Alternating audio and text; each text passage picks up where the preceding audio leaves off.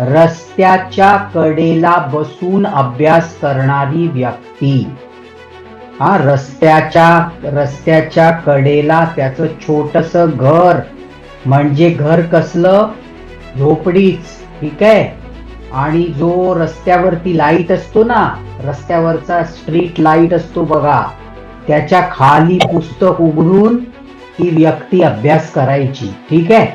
आणि त्याच्या झोपडीच्या समोर एक होता टावर, म्हणजे शहराचं घड्याळ. एक मुंबई शहराचं एक मोठं घड्याळ आहे, तसं त्या शहराचं घड्याळ होतं. आणि ते घड्याळ असं दर तासाला ठोके द्यायचं, टन टन टन, घंटा वाजायची दर एका तासाला. आता 1 वाजला की 1 घंटा टन, 2 वाजले की 2 वेळेला टन टन, असं ते दिवसभर चालू राहायचं. तर तो विद्यार्थी, तो मुलगा तुमच्याच वयाचा, 2रीला 6वीला असताना पासून त्याचा एकच उद्योग काय, त्याचं स्वप्न काय होतं, तर देशाचा राष्ट्रपती बनायचं त्याचं स्वप्न होतं. साध्या घरातला मुलगा बरं का.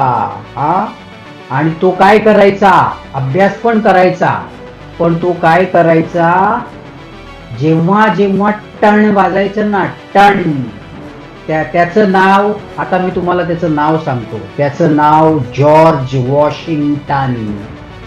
जॉर्ज वॉशिंग्टन, अमेरिकेचे जुने राष्ट्रपती. स्वप्न एवढं फिक्स होतं ना की मला हे व्हायचंच आहे. जेव्हा जेव्हा घड्याळात टन वाजायचं तेव्हा तेव्हा मनामध्ये त्यांच्या एक टेप वाजायची, टन टन, president of America George Washington, अशी टेप ते स्वतःशी म्हणायचे, वाजवायचे.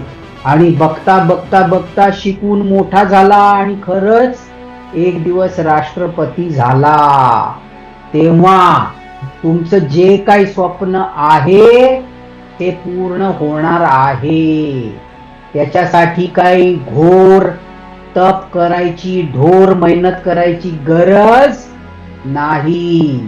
मग कसली गरज आहे, काय असेल तर स्वप्न पूर्ण होणार. गोष्टीमधून काय कळलं, जॉर्ज वॉशिंग्टन कडे काय होतं, स्वप्नावरती विश्वास होता. म्हणजे तुमचं जे स्वप्न आहे त्याच्यावरती विश्वास पाहिजे. रोज स्वतःला एकदा सांगायचं, मी डॉक्टर होणार आणि डॉक्टर होणं सोपं आहे.